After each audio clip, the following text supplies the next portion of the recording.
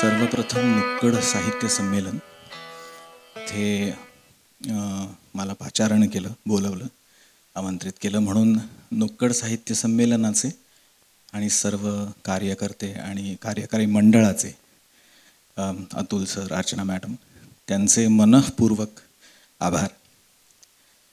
दुसरं मनापासून आभार मानायचे ते अलक ह्या साहित्य प्रकाराला साहित्य संमेलनामध्ये अलक वाचनासाठी वेगळा मुद्दामून वेळ दिला याबद्दल खूप मनापासून आभार, धन्यवाद. अलक या साहित्य प्रकाराचा जनक म्हणवला जातं, मला म्हटलं जातं. त्यामुळे एखाद्या पित्याला आपलं मूल जेव्हा सर्व लोकप्रिय होतं, सर्वमान्य होतं, त्यावेळेला खूप आनंद होतो. तसा आज मला खूप आनंद होतोय, कारण एखाद साहित्य संमेलनामध्ये अलक या साहित्य प्रकाराचं वाचन होतंय आणि त्याचा एक वेगळा साहित्य प्रकार म्हणून उल्लेख होतोय, म्हणून खूप खूप आनंद आहे. धन्यवाद. तिसरी गोष्ट अशी आहे की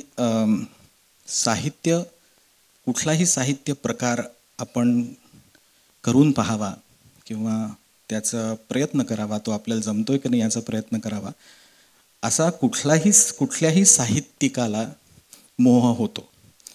म्हणजे कविता असेल, गझल असेल, लघुकथा असेल, दीर्घकथा असेल, कादंबरी असेल, तर ज्यांनी कुठलाही साहित्याचा प्रकार हाताळलेला आहे त्याला एखादा नवीन प्रकार लक्षात आल्यानंतर तो आपण पण हाताळावा अशी आवड निर्माण होणं किंवा अशी इच्छा निर्माण होणं हे अतिशय साहजिक आहे.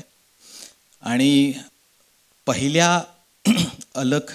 अलक लिहिल्यापासून ते आता जवळजवळ 500 अलक माझ्याकडनं लिहिल्या गेल्या. आणि हा माझ्यासाठी स्वतःसाठी एक शोध प्रयत्न होता आणि तो अजून शोध चालू आहे. ही कल्पना मनात आल्यानंतर, ही मूळ कल्पना इंग्रजी मध्ये होती, पण मराठीमध्ये ही साहित्य प्रकार म्हणून त्याला एक स्ट्रक्चर देणं किंवा एक साहित्य प्रकार म्हणून हाताळणं हा मराठीमध्ये प्रयोग झाला नाही. मी शोधायचा खूप प्रयत्न केला पूर्वी, आणि मग मीच प्रयत्न करावा म्हणून अलक लिहिली गेली. इनफॅक्ट अलकला काय म्हणावं ह्याची सुरुवातसुद्धा अशीच होती की काय म्हणायचं याला. अगदी इतक्या कमीत कमी शब्दामध्ये, कमीत कमी ओळींमध्ये आपण कथा लिहितो, याला काय म्हणायचं. तर लघुकथा ऐकली, दीर्घकथा ऐकली, तर आपण ह्याला अतिलघुकथा म्हणूया असं म्हणून मला त्यावेळेला नाव सुचलं होतं.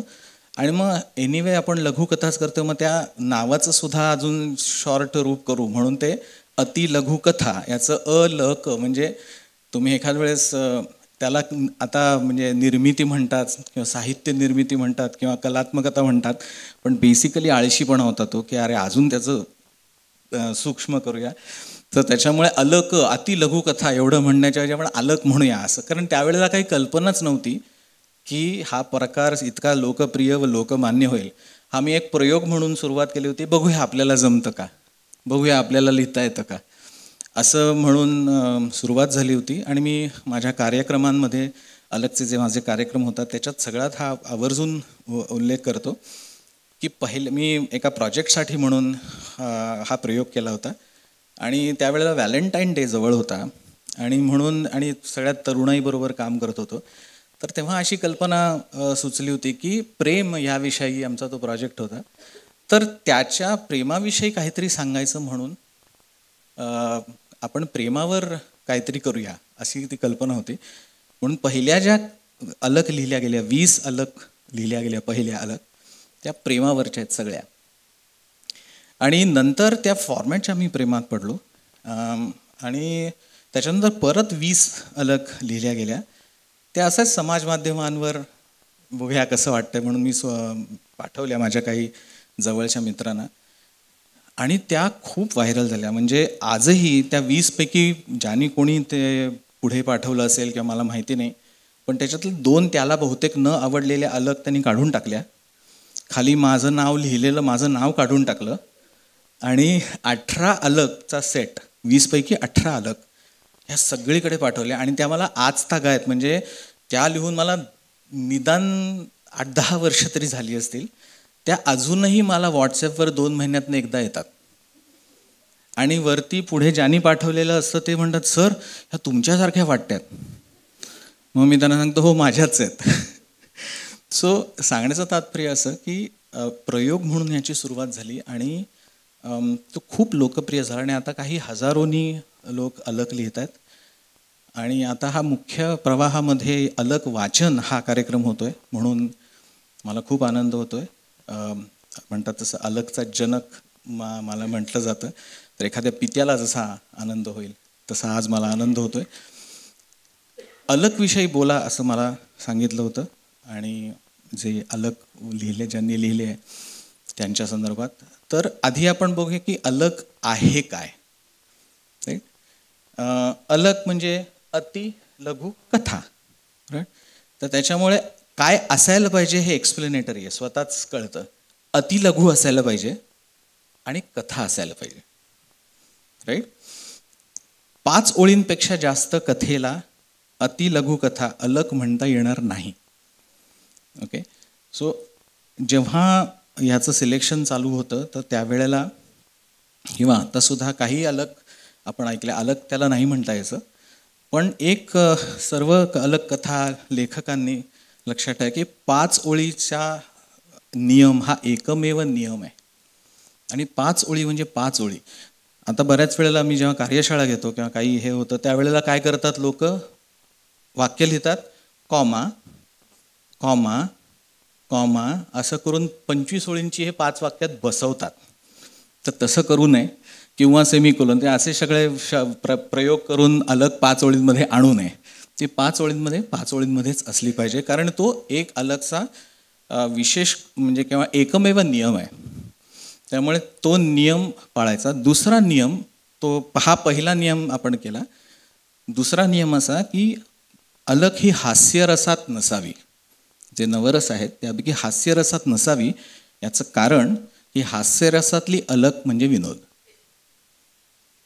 आपण त्याला विनोद हे नाव दिलेलं आहे.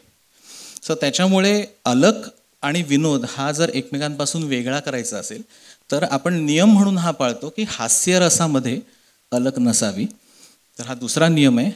बऱ्याच वेळेला मध्ये जेव्हा नवीन नवीन प्रयोग होत होते तर त्यावेळेला मला बऱ्याच जणांनी विचारलं की काय हरकत आहे हास्यरसात अलग झाली तर. मी म्हटलं मग त्याला विनोद म्हणा, अलग कशाला म्हणता, राईट. त्याला वेगळं नाव आहे. सो सांगण्याचं तात्पर्य की हास्यरसामध्ये अलग नसावे. तर हे 2 नियम झाले. बाकीचे जे सगळे आहेत ते मार्गदर्शक तत्व आहेत. तिसरी अजून एक मला गोष्ट सांगायची की अलग एखादा साहित्य प्रकार आपण जेव्हा लिहायला सुरुवात करतो तर त्यावेळेला त्या साहित्य प्रकाराची एक काही ढब असते किंवा काही एक गरज असते. तर ती अधिकारी व्यक्तीकडून किंवा योग्य व्यक्तीकडून शिकून घ्यावी असं मला वाटतं. बऱ्याच झालं काय, मी आणि I am taking this liberty, आजचं मी थोडं स्वातंत्र्य घेतोय, की जेव्हा अलग प्रकार प्रसिद्ध झाला किंवा लोकप्रिय व्हायला लागला त्यावेळी माझ्या अलग खूप समाज माध्यमावर पसरत होत्या, म्हणजे खूपच जास्ती व्हायरल होत होत्या. आणि त्याच्यानंतर अनेक मंडळींनी ते वाचून आपली आपली इंटरप्रिटेशन्स करून इतर लोकांना अलग शिकवायला पण सुरुवात केली, राईट. आणि नंतर मला काही अलग जेव्हा त्यांना कळलं की या प्रकाराला माझ्याकडून सुरुवात झाली वगैरे वगैरे, त्यावेळी माझ्याकडे रिव्हिजनला यायला लागल्या. आणि मी पहिल्यांदी रिव्हिजन करत असे, म्हणजे अक्षरशः अलग रिपेअर शॉप ऑलमोस्ट झालं होतं माझं. गमतीचा भाग सोडून द्या, पण म्हणजे असं अहो सर आम्हाला दुरुस्त करून द्या, अहो सर आम्हाला दुरुस्त करून द्या. आणि मग मला तेव्हा लक्षात यायला लागलं की बेसिक अलगचा फॉर्मॅटच लक्षात आलेलं नाही लोकांना. आणि मी जेव्हा त्यांना सांगायचो त्यावेळी ते म्हणायचं की नाही आम्ही असंच शिकलोय. म्हटलं कुठून शिकलात तुम्ही? ते म्हणे आमचे असे असे सर आहेत तर त्यांनी आम्हाला शिकवलं. म्हटलं त्या सरांनी कुठून, ते सर कुठून शिकले?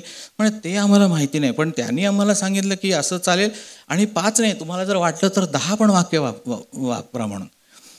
इथे मला थोडंसं म्हणजे भीती वाटली फ्रँकली. कारण चांगलं आपला मुलगा जर वाईट वळणारा जात असेल तर जसं वडील एकदम अलर्ट होतात तर तसं मला झालं की हे काहीतरी चुकीचा समज किंवा असा काही पसरतोय. तर तेव्हापासून मी स्वतः आता कार्यशाळा घेतो, लोकांना शास्त्रशुद्ध अलग कशी लिहावी, नियम काय, कसा विचार करावा, असं सगळं शिकवतो. तर हे सगळं आत्ताच सांगण्याचं हे असं की सगळ्या अलग लेखकांना माझी एक विनंती आहे की त्यांनी व्यवस्थित अलग कशी लिहावी याचं प्रशिक्षण घ्या. बऱ्याच वेळेला काय होतं की आपल्या वेळ आहे ना थोडासा, मी विसरत बोलतो. मी नेहमी सांगतो की प्रत्येक प्रसंग किंवा प्रत्येक अलग हा प्रसंग असतोच. कथा म्हणजे प्रसंगावरच आधारित असते, त्यामुळे प्रत्येक अलग हा प्रसंग असतोच, पण प्रत्येक प्रसंग म्हणजे अलग नव्हे. ओके. आणि प्रसंग वर्णन आणि अलग याच्यामधला फरक अलग लेखकांनी खूप योग्य पद्धतीने समजून घ्या. तो आला, त्याने असं असं केलं, त्याने असं असं वाटलं आणि मग त्याला असं वाटलं, हे प्रसंग वर्णन झालं. अलगमध्ये कथा असते, कथेमध्ये पात्र असतं, कथेमध्ये बॅकग्राऊंड असते, कथेत युनिवर्स असतात, कथेमध्ये ट्रान्झिशन असतं, कथेमध्ये क्लायमॅक्स असतो आणि मग त्या क्लायमॅक्सचं रिझोल्युशन असतं. हे कथेचे ढोबळ प्रकार आहेत. ते आपल्या अलगमध्ये येत आहेत की नाही याचा खूप बारकाईने विचार करा.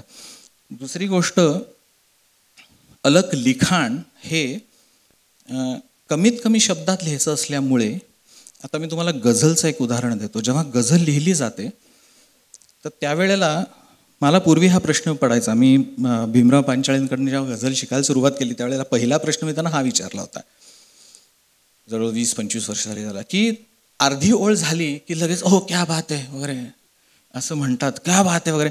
म्हटलं अर्ध्या ओळीमध्ये काय कळतो गझलचं? तर ते म्हणे अरे असं नसतं म्हणे, जेव्हा पहिली अर्धी ओळ म्हटली जाते गझलची त्यावेळेला त्या गझलचा जो मीटर असतो तो कळतो. दुसरा अर्धा भाग म्हटला जातो त्यावेळेला त्या गझलचा रदीफ काफिया काय येतो लक्षात येतं. तिसऱ्या भागाच्या वेळेला त्या गझलमध्ये ह्याला काय म्हणायचं असेल याचा थोडासा अंदाज त्या श्रोत्यांना येतो आणि चौथ्या अर्ध्या पार्टमुळे ती गझल पूर्ण होते आणि त्या कवीला काय अपेक्षित आहे किंवा त्या गझलकाराला काय अपेक्षित आहे हे कळतं. आणि मला जे वाटलं होतं त्याच्यापेक्षा कितीतरी वेगळा विचार त्या गझलकारांनी केलेला हे जेव्हा जाणवतं ना त्यावेळेला प्रत्येक वेळेला ती आहा येत असते. तसं अलग जेव्हा आपण मांडतो किंवा लिहितो, प्रत्येक वाक्य हे क्लायमॅक्सकडे गेलं पाहिजे. राईट. प्रत्येक वाक्याला महत्त्व आहे. 5च वाक्य आहेत आपल्याकडे, त्यामुळे पहिलं वाक्य लिहिल्यानंतर अरे दुसरं काय असेल, मग दुसरं लिहिल्यानंतर म्हणजे आता काय होईल, तिसरं वाक्य लिहिल्यानंतर ओहो आता काय होईल, म्हणजे ऐकणारा तो असा अच्छा आता काय होईल, आणि नंतर ओ हो हो हो हो क्या बात है असं एक्सप्रेशन आलं ना म्हणजे अलग चांगली. अरे कहना क्या चाहते हो असं म्हटलं की अलग वाईट. ओके. आणि बऱ्याच वेळेला हा प्रश्न पडलो, अरे कहना क्या चाहते हो. हां, एक असतं की आपल्या मनामध्ये जी इमेजरी असते, आपण एक समजा अध्यात्मावर लिहित असू किंवा संगीतावर लिहित असू, तर ती बॅकग्राऊंड नसणाऱ्या माणसाला तो विचार एखाद वेळेस कळणार नाही. पण अलगचा दुसरा अजून एक भाग, एक अर्थ सरळ सरळ बाहेर आला पाहिजे आणि त्याच्यानंतर अलगमध्ये अनेक पापुद्रे असतात, ते पापुद्रे दिसत गेले पाहिजेत.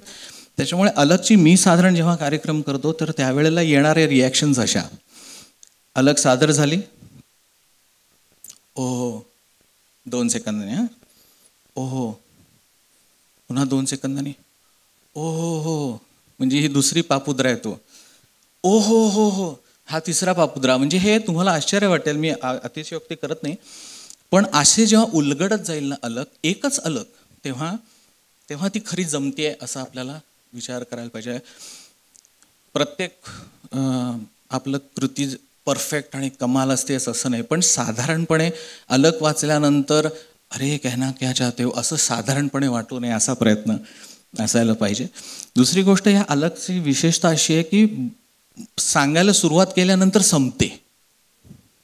राईट. त्याच्यामुळे अरे झाली असं होतं. सो सादरीकरणाच्या दृष्टीने आता मी तुम्हाला एक थोडीशी टिप देतो की सादरीकरण करत असताना तो जो क्लायमॅक्स आहे मूवीमधला किंवा सिनेमाचा जो क्लायमॅक्स असतो ना, तो तुमच्या सादरीकरणात नाही येऊ दे. यूज पॉजेस व्हेरी वेल. म्हणजे आपण कविता वाचन करतो किंवा एखादी कथेचं वाचन करतो तसं न करता त्या पॉझेसचा तुम्ही वापर करून घ्या वाचत असताना, की आता पुढे काय होणार आहे, आता पुढे काय होणार आहे. कारण अलकला सगळे मिळून 30 सेकंद लागतात वाचायला. मग तुम्ही त्या 30 सेकंदात कशी उत्कंठा खेचून आणणार आहात, हा त्यातला महत्त्वाचा विषय. पुढचा अजून एक मी सगळ्यांना असं सांगू इच्छितो की आपली अलक निदान 50 वेळा स्वतः वाचा. जो की लोकांना ऐकवण्याची घाई शक्यतो नको. स्वतःलाच वाचल्यानंतर जेव्हा तुम्ही कम्प्लिटली कन्व्हिन्स्ड व्हाल की हां आता बरी जमली, तेव्हा मग कोणाला तरी जवळच्या माणसाला वाचून घ्या. बरं, गझलमध्ये जसा इस्लाह असतो, इस्लाह म्हणजे जो कोणी शिकवणारा किंवा त्यातला जो उस्ताद असतो त्याच्याकडनं ती रेक्टिफाय करून घेतली जाते. तर माझ्याकडे आता इतक्या अलक येतात कधी कधी की म्हटलं नाही आता मला कधी कधी सांगायला लागतं, पण इस्ला जर करून घेता आला आणि मी तयार आहे, मी ॲक्च्युली त्याच्यासाठीच वर्कशॉप किंवा कार्यशाळा घेतो आहे, तर ती कशी आहे, त्याच्यात काय बदल करायला पाहिजे हे त्याच्यात ते करून घ्या. वैयक्तिकरित्या आता नाही जमत, पूर्वी पण मी करत असे, पण शक्यतो आपली अलक तपासून घ्या. ग्रॅमॅटिकली आहे की नाही त्याच्यात बघायला पाहिजे. आणि अलकमध्ये भाषा सौंदर्य, विचार सौंदर्य, शब्द सौंदर्य, भाव सौंदर्य, ह्या सगळ्या गोष्टी, सौष्ठव आणि त्याच्यात अनेक पापुद्रे आहेत की नाही. सो साहित्य प्रकाराची प्रत्येक जी बाब आहे ती आपल्या अलकमध्ये दिसते की नाही, हा एक विचार करण्याचा भाग आहे. आणि अजून एक खूप महत्त्वाचं सगळ्यांना मी प्रेक्षक आणि अलक कथालेखक असं दोघांना मिळून सांगतोय की अलक मॅन्युफॅक्चर करू नका. अलक सुचली पाहिजे. त्यामुळे तुम्हाला एखादी अलक सुचायला जर 1 मिनिटापेक्षा जास्त वेळ लागत असेल आणि लिहायला 2 मिनिटापेक्षा जास्त वेळ लागत असेल तर ती अलक सुचलेली नाही आहे, ती मॅन्युफॅक्चर केली आहे. त्यामुळे अलक मॅन्युफॅक्चर करायची नाही. अलक अचानक आली पाहिजे. मी अजूनपर्यंत जवळजवळ 500 माझ्याकडनं लिहिल्या गेल्या नाही मी याच्यातनं वाचणार आहे. तर तिच्यातली सगळ्याच्या एकही अलक ही चला आता आपण अलक लिहायला बसू म्हणून लिहिलेली नाही. अक्षरशः कधीतरी ड्रायव्हिंग करताना, कधी काही करताना सुचलेली आहे. आणि अलक तिथल्या तिथे हा व्हॉट्सॲपचा आता फायदा आहे, तिथल्या तिथे व्हॉट्सॲपवर लिहून माझ्या बॉक्समध्ये ती आलेली. आणि नंतर मग कधीतरी पुन्हा जेव्हा वाचली, हां आवडली, एवढंच. त्यामुळे मला सुचत असतानाच आता अलक सुचते, नंतर आता रिव्हिजन्स फार कमी लागतात, पूर्वी मी करत असे. सो तो एक भाग की मॅन्युफॅक्चर करू नका. आणि सर्वात महत्त्वाचं म्हणजे अलक म्हणजे आपल्या मराठी सिरियलचा एपिसोड नाही. बऱ्याच वेळेला अलक वाचत असताना मराठी सिरियलचा एपिसोड ती आली, मग तिने त्याला असं म्हटलं, मग तिने त्याच्याकडे बघितलं आणि तिच्या डोळ्यात अश्रू तराळले. हा एपिसोड झाला. मला लक्षात येतं मी काय म्हणतोय, बऱ्याच वेळेला माझ्याकडे अलक वाचण्यासाठी येतात त्यावेळेला मराठी धारावाहिक सिरियलचा एपिसोड 5 वाक्यात येतो. आपण वाचून ते शक्यतो टाळायचा प्रयत्न करा आणि आपल्याला कळेल मी काय म्हणतो ते. ह्याच्यात अनेक अजून पापुद्रे आहेत, अनेक विषय आहेत. आणि अलक हा तुमचं सगळ्यांचं कौतुक अशासाठी आहे की तुम्ही एकतर हा प्रयोग नवीन म्हणून हाताळताय. आणि दुसरी गोष्ट म्हणजे कल्पना चांगल्या असतात लोकांच्याकडे, फक्त त्याची मांडणी अलगच्या फॉर्मॅटमध्ये कशी करायची हा अभ्यासाचा विषय. आणि जसं आपण बाकीच्या गोष्टींचा अभ्यास करतो तसा अलग लिखाणाचा अभ्यास थोडासा व्हावा. आणि नंतर मग त्याच्यामधनं अधिक इफेक्टिव्ह अलग कशा येतील तर त्या तुम्हाला लक्षात येईल. थोडक्यात मी सध्या अलगबद्दल एवढं सांगू शकतो. परवानगी असेल तर काही वाचून दाखवतो आणि म्हणजे मग आपण किती वेळ आहे साधारण 5 मिनिटं. ठीक आहे, 5 मिनिटात मग किती 10 होतील. अलगचं वैशिष्ट्य. पण आपण हो येस आपण थोड्याशा मी जे प्रयोग करत होतो ते मी समोर मांडतो तुमच्या आधी. पहिल्यांदा जगातली पहिली मराठी अलग असं आपण ज्याला म्हणू, जी लिहिली गेली, मी त्या प्रेमाची जी होती तर ती ऐकूया. आणि ही पहिली सुचलेली अलग म्हणजे ज्याला पहिली अलग मराठी असं म्हणू ती ही आहे. त्याचे हात तिच्या हातात होते. अजून एक त्याच्यावर हे कविता सादरीकरण आणि अलग सादरीकरण ह्याच्यात फरक आहे.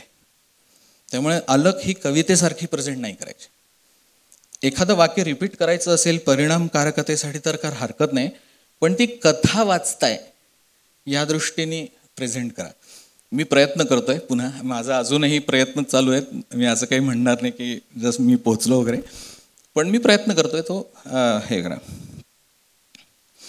त्याचे हात तिच्या हातात होते आणि नजर क्षितिजाच्या अथांगतेत. ती म्हणाली, एकदा तरी माझ्या डोळ्यात बघ ना. त्याचं उत्तर, त्यासाठीच तर सराव करतोय.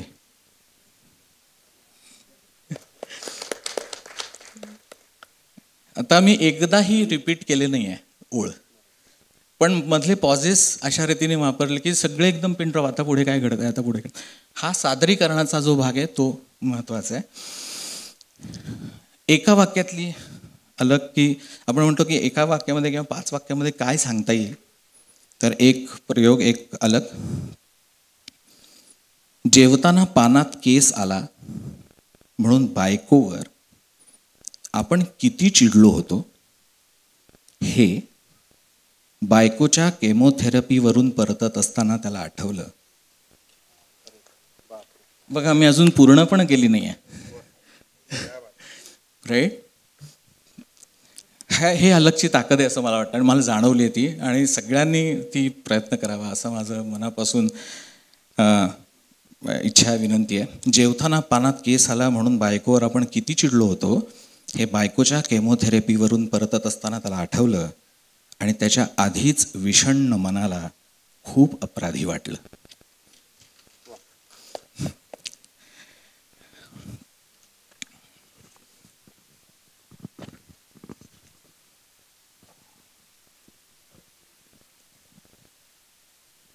आपण एखादा विषय घेतो आणि त्याच्यावरनं मांडतो, त्या विषयाचा सरळ सरळ उल्लेख न होता कशी अलगमधनं तो विषय मांडता येतो. आता ही पहा, तातडीचं ऑपरेशन झालं म्हणून तो घरची देवपूजा न करताच तसाच बाहेर पडला. सर्जरी करताना पूर्ण ऑपरेशन भर देवपूजेचा विचार तो काही त्याच्या डोक्यातून गेला नाही. ऑपरेशन यशस्वी करून संध्याकाळी घरी आल्यावर बायको म्हणाली, आता मात्र कमाल झाली हां तुमची. अहो, देवपूजेत फुलांऐवजी बँडेज वाहतं का कुणी? हे ऐकून त्याच्या डोळ्यातून अश्रू कधी ओघळले त्याचं त्याला कळलं नाही. कर्मयोग सांगणारी ही अलग आहे, राईट. आणि हा जो आता कर्मयोग सांगायचा आहे, 5 वाक्यात सांगायचा आहे, कथेच्या माध्यमातून सांगायचा आहे, तर ह्याचा विचार कसा केला गेला पाहिजे म्हणून ही अलग एक्झाम्पल म्हणून ऐकवली. क्लायमॅक्सचा एक उदाहरण, शेवटपर्यंत काय घडतंय का, आता काय होणार, आता काय होणार काय, आणि मग नंतर अचानक क्लायमॅक्सचं रिझोल्युशन, त्याचा एक एक्झाम्पल म्हणून वाचतो. त्याला पुन्हा एकदा खरमरीत पत्र लिहावं म्हणून ती कागद आणि पेन घेऊन बसली खरी, पण प्रत्यक्षात सगळंच नेहमीसारखंच आतल्या आतच राहिलं. मनातली खदखद, डोळ्यातले अश्रू आणि पेनमधली शाई सुद्धा. ती नेहमीसारखाच कोराच कागद ठेवून आली आपल्या शहीद नवऱ्याच्या थडग्यावर. आता शेवटपर्यंत क्लायमॅक्स नेणं, शेवटची वाचतो, मला कल्पना आहे. एखाद्याचं आपण आत्मचरित्र लिहिलं जातं, अनेक पानं, खंड असे लिहिले जातं. अलगमधनं कसं मांडायचं?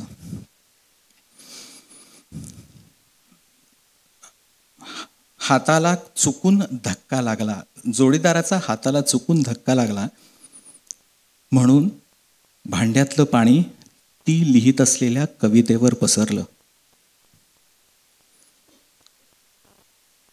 त्या कवितेचे शब्द धूसर झाले. तिने तो कागद तसाच वाळू दिला आणि नंतर खाली लिहिलं, माझं आत्मचरित्र.